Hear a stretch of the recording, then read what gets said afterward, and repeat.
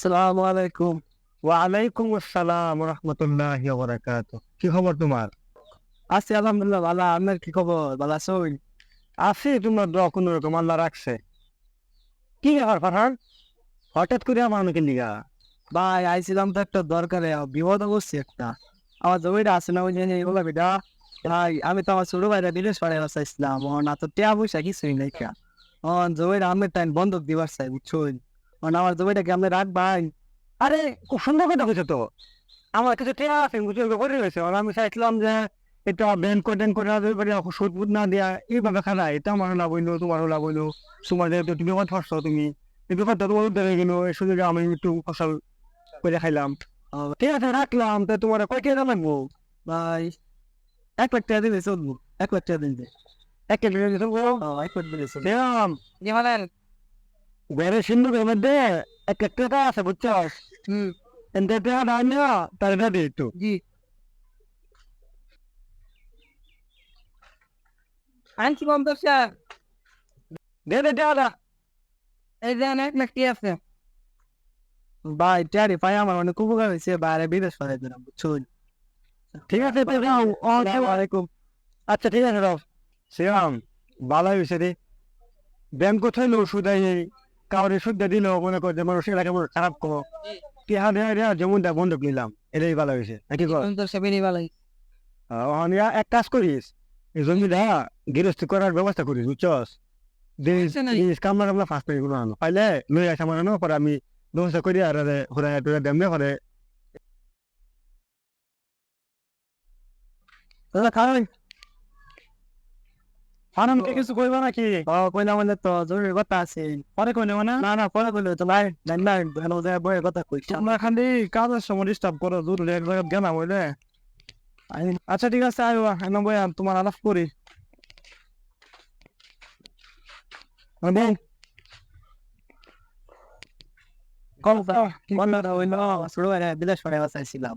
আমার কাছে তখন টাকা পয়সা নাই টিয়া। বাইরে যে জমি আনি বন্ধ হয়ে গেছি, 5 কাঠা জমি বন্ধক দিচ্ছি। আরো 5 কাঠা জমি রয়েছে, আপনি যদি বন্ধক নিতেন তো উপকার হতো না। আর কত টিয়া লাগে আরো 80,000 টাকা লাগে। ও আচ্ছা তোমার জমি কথা নিয়ে নাও জমি আছে 4.5 কাঠা। ও 4.5 কাঠা তুমি আমার কইতেছো তোমার 4.5 কাঠা জমি বন্ধক নিয়ে আমি তোমার 80,000 টিয়া দিতাম না দিন। আচ্ছা ঠিক আছে তুমি একটু বও আমি টিয়াটা লই আই আচ্ছা আচ্ছা ও নেন নে। আমি বই। এই যে নাও 80,000 টিয়া না আছে বিপদ করে আইসো উদ্ধার তো করুন লাগে চাচা আমার অনেক উপকার হয়েছে চাচা। আচ্ছা ঠিক আছে ঠিক আছে চাচা, আসসালামু আলাইকুম। এই শোনো এদিকে আয়ো কথা ফাইনাল না করে কই যাইতেছো গা টিয়া লইয়া বয় না কথা আর কি ফাইনাল করবো লাগছে কই। তুমি যেন আমার তোমার জমিটা দেয়া হয়ে গেছো মানে এই জমি যেন আমি বুক করাম এটা কি আমার লেগে ঠিক হইব ইয়া কি হয়েছে আবার? চাচা জীবন তো জমি এবার দেখতেছি। টিয়া দে, জমি দেয়া দেই পরে আবার টিয়া পরিশোধ করে দেয়, জমি আবার দেয়া দে ফেরত। তুমি যদি আমার টিয়াটা 4 বছর পরে পরিশোধ করো এই 4 বছর বড়া যদি আমি মনে হয় যেন এই তোমার জমি বুক করি এটা কি আমার লেগে ঠিক হইব ঠিক হইতো না।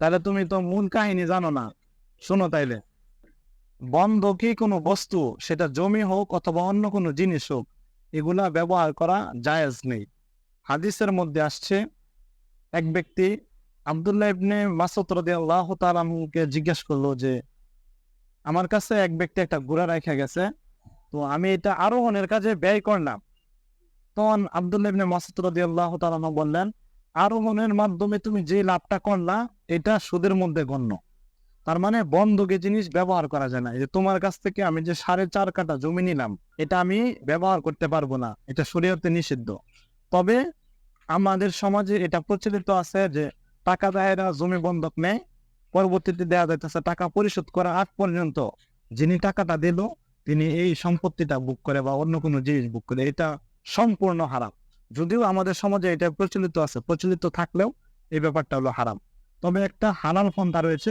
সেটাও আমি তোমার শুনে রাখি এই হালাল পদ্ধতিটা হলো ইজারা মানে ভাড়া দেওয়া আর কি অর্থাৎ তুমি যে আমার 4.5 কাঠা জমিটা দিলা এটার বিনিময়ে তোমার আমার বছরে ভাড়া দিতে হইব তাহলেই এটা কেবল জায়েজ হবে মনে করো 4.5 কাঠা জমির মধ্যে আমি 200 জনে ধরো না আমি 30 মণ ধান পাইলাম তাহলে মনে করো যে আনুমানিক হিসাব করে ধরতে হবে যে কত টাকা ভাড়া দিলে আমার এই জমিটা পুষবো।